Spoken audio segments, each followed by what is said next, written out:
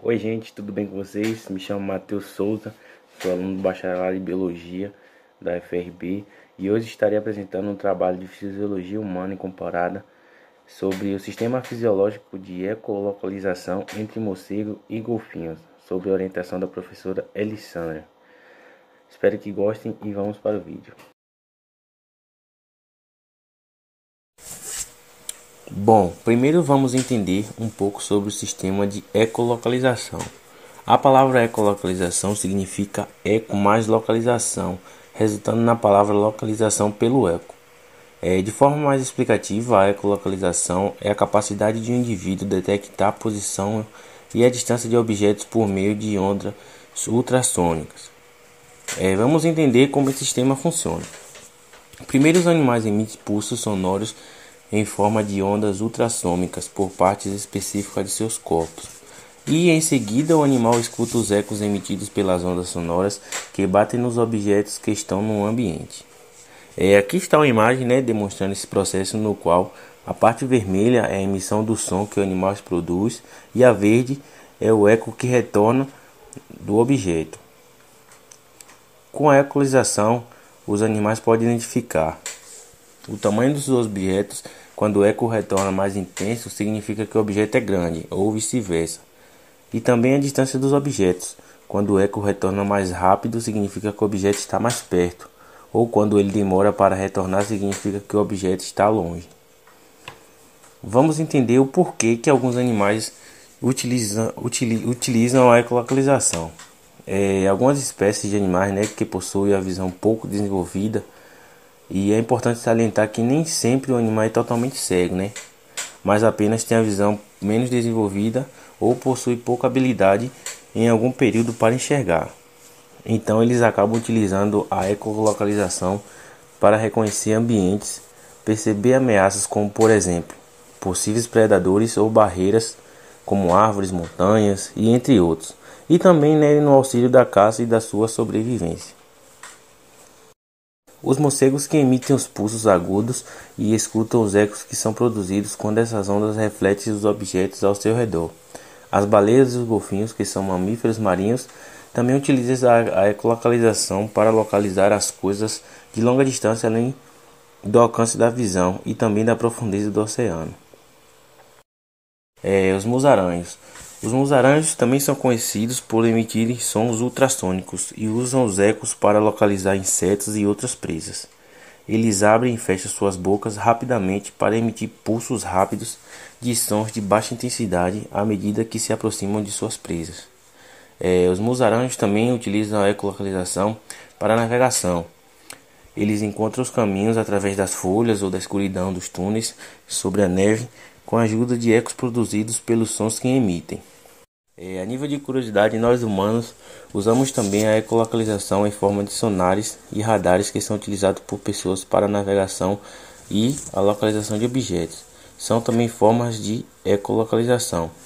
Algumas pessoas cegas desenvolveram a atividade de se localizar fazendo cliques com suas línguas e ouvindo ecos. Um novo estudo mostra que as pessoas cegas que podem fazer a ecolocalização realmente usam as partes visuais do seu cérebro.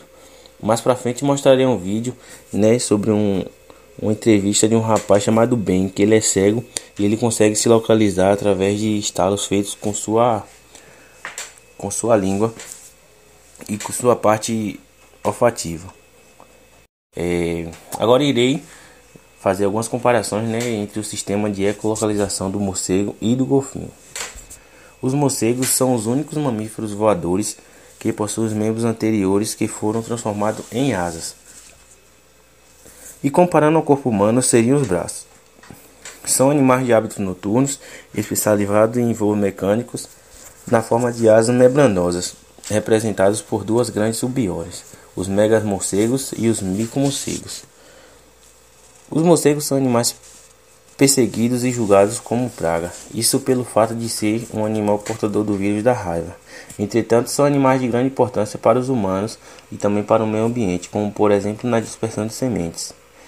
E apesar de ser chamados de vampiro, existem realmente 3 espécies de morcegos que se alimentam do sangue no Brasil, mas são inocivos para o ser humano. Nem todos os morcegos eles usam a localização. Os morcegos responsáveis por esse fenômeno são os micromorcegos, as penas da espécie Rosetus dos megamorcegos. E agora vamos entender, como a ecolocalização funciona nos morcegos. A maioria dos morcegos eles possuem pulsos sonoros na laringe e os projetam pela boca ou pelas narinas. E na imagem aí a seguir vemos a laringe do morcego, onde está apontando algumas estruturas. Os GLEs, que são os músculos glucoepigóticos, o MLU é a musculatura lingual e o CE é a inserção das cartilagens epigóticas. Na imagem esquerda há uma representação da vista dorsal da laringe dos morcegos e na direita uma representação do corpo interno deste animal. Após a emissão dos sons na laringe, suas orelhas detectam o eco que as atinge os objetos. Com base nesses ecos, o morcego constrói uma imagem mental em 3D daquilo que o rodeia. E ao lado temos a imagem esquemática do aparelho auditivo dos morcegos, como vocês podem ver. Algumas espécies produzem os sons por estruturas diferentes, como a família dos Pteridae, que emite os sons através de estalos na língua e ao bater as asas. Os morcegos filostomídeos soltam sons através de seus focinhos grandes e dobrados que ajudam a destacar os sons que os rebatem. Os morcegos eles podem emitir o som por segundo e pode alcançar até 190 repetições no mesmo intervalo de tempo. E além da caça, eles emitem a ecolocalização para se locomover nos seus habitats. Vamos conhecer um pouco sobre os golfinhos e posteriormente sobre o sistema de ecolocalização destes animais. Os golfinhos eles são animais pertencentes às classes da Mammalia, ordem Ceratodactyla e da subordem Cetácea. Eles são animais amigáveis e inteligentes e esses indivíduos possuem respiração pulmonar. Por esse motivo precisam ir frequentemente à superfície e podemos ser marinhos ou de água doce. Eles apresentam características que permitem a sobrevivência desse ambiente, como o corpo hidrodinâmico, que permite que eles nadem eficientemente, os membros anteriores em forma de remo e os membros posteriores vestigiais. Como a ecolocalização funciona nos golfinhos?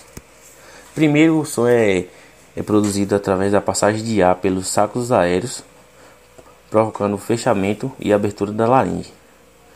Na imagem está representada de forma tridimensional a posição dos sacos aéreos dos golfinhos, indicando sistemas presentes nessa estrutura. Depois o som é direcionado por uma estrutura chamada melão, que amplifica e direciona o som para o ambiente. Aqui temos uma imagem esquemática da fisiologia interna do golfinho, em que conseguimos identificar a localização do melão. Ao encontrar o objeto, o som é captado por um tecido especializado, localizado na mandíbula e transmitido para o ouvido interno e depois para o cérebro, onde acontece o processo de interpretação. A imagem mostra as estruturas da mandíbula responsável por receber os ecos, que está representada aí na parte de amarelo.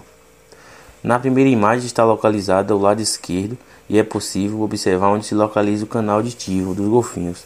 E na segunda imagem, que está ao lado direito, é uma representação tridimensional do tímpano, em que dá destaque à cóclea, uma estrutura responsável por escutar os sons. O processo de ecolocalização dos morcegos funciona da seguinte forma, com as laringes, narinas, boca, ouvido e cérebro. O grau de precisão é tão elevado que algumas espécies conseguem detectar a presença de um fio de apenas 5 mm de espessura, e isso em pleno voo. Já nos golfinhos o sistema é ainda mais preciso, pelo fato de dentro da água o som se propagar numa velocidade de 4 a 5 vezes maior. O cérebro dos golfinhos é extremamente frágil para processar informações.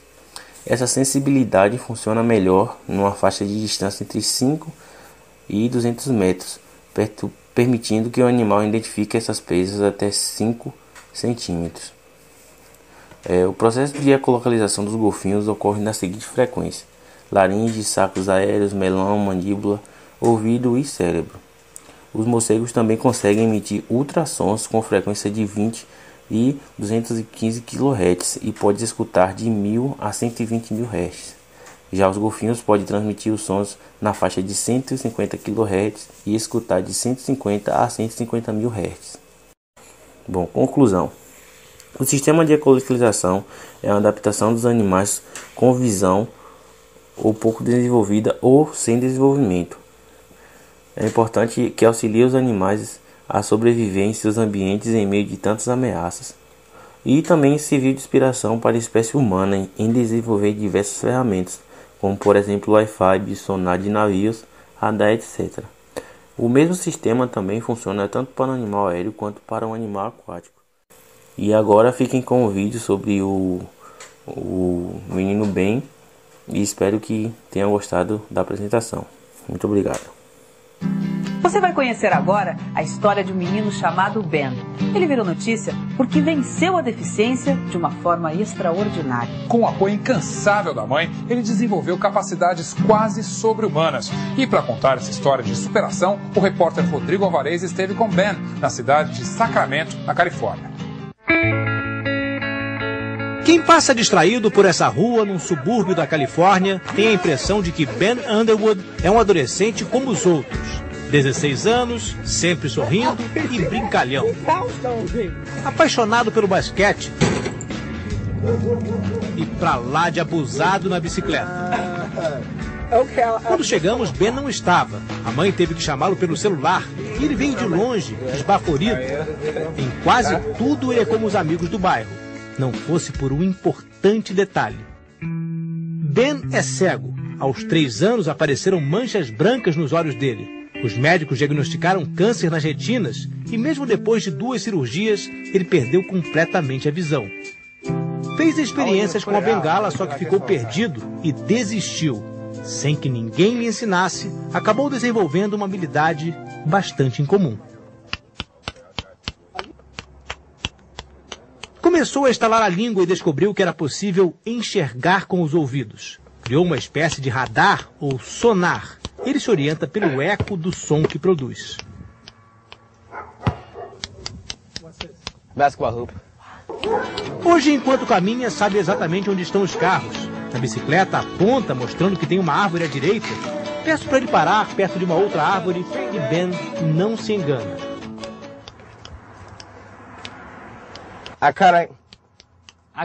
Quando eu estava andando por aqui antes, eu detectei a árvore. E agora sei exatamente onde ela está. Eu posso ouvir que tem uma árvore aqui. Mas como ele sabe diferenciar, por exemplo, uma árvore de um carro? A árvore é muito menor, é mais fina, o carro é comprido, mas saber o ambiente em que estou me ajuda muito. Se tivesse um carro no meio da floresta, talvez eu pensasse que fosse um animal ou qualquer outra coisa. Para mostrar a precisão da tecnologia de Ben, propusemos um desafio.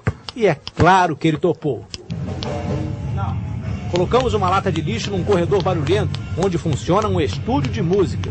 E olha só a manobra milimétrica que ele fez.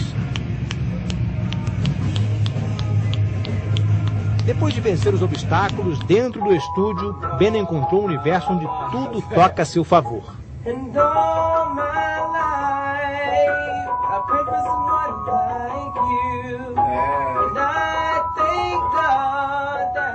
Ben usou o método durante muitos anos instintivamente, sem fazer a menor ideia de que reproduzia algo que já existia na natureza.